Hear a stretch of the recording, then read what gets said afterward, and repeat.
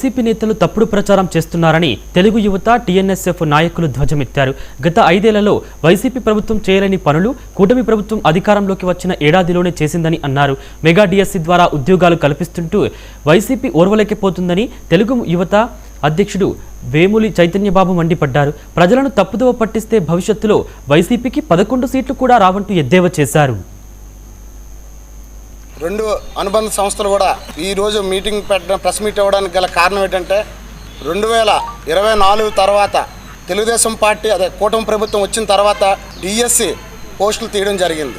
ఈ పోస్టులపై జగన్మోహన్ రెడ్డి ఏదో బురద జల్లుదాం, ఏదో కళ్ళబోని మాట్లాడుదాం అని చెప్పి ఎలా పడితే అలా మాట్లాడుతున్నాడు. దీన్ని మేము ఖండిస్తూ గతంలో 2019 నుండి 2024 వరకు అంటే ప్రతిపక్షంలోని పాదయాత్ర జగన్మోహన్ రెడ్డి చేసేటప్పుడు 25,000 డిఎస్సి పోస్టులు ఇస్తానని చెప్పి హామీ ఇవ్వడం జరిగింది. అంటే నిరుద్యోగులకి ఆశ పెట్టి 2019 నుండి 24 వరకు ఒక్క డిఎస్సి కూడా ఉద్యోగం కూడా తీసే పరిస్థితి లేదు ఈ జగన్మోహన్ రెడ్డికి.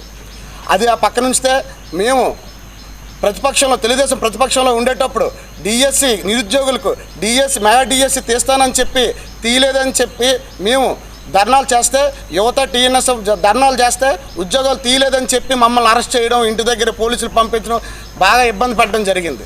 రాష్ట్రాన్ని ఏ విధంగా అయితే అల్లకల్లోలం చేసిన ముఖ్యమంత్రి జగన్మోహన్ రెడ్డి ఉన్నాడో ఆ రోజు ముఖ్యమంత్రిగా దిగిపోయిన తర్వాత కూడా ఈరోజు ఇంచుమించు 2 సంవత్సరాలు అవుతున్న తరుణంలో రాష్ట్రం మొత్తం అల్లకల్లోలం చేసే ప్రయత్నం మరలా చేస్తున్నారు. దానికి నిదర్శనం ఒకటే. ఆ రోజు ఆయన పాదయాత్ర చేస్తూ 2019 ముందు 25,000 డిఎస్సి పోస్టులు ఖాళీగా ఉన్నాయి, నేను అధికారంలోకి వస్తున్నాను, భర్తీ చేస్తానని అన్నారు. యువతందరూ కూడా నమ్మారండి.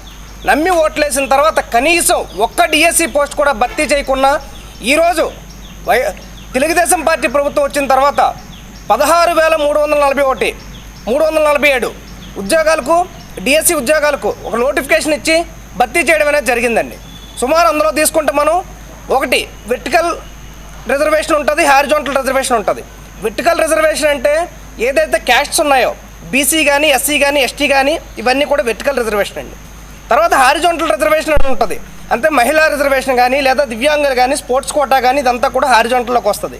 ఈ 2 రిజర్వేషన్లు కూడా ఆయన కనీసం అవగాహన లేకపోవడం వల్ల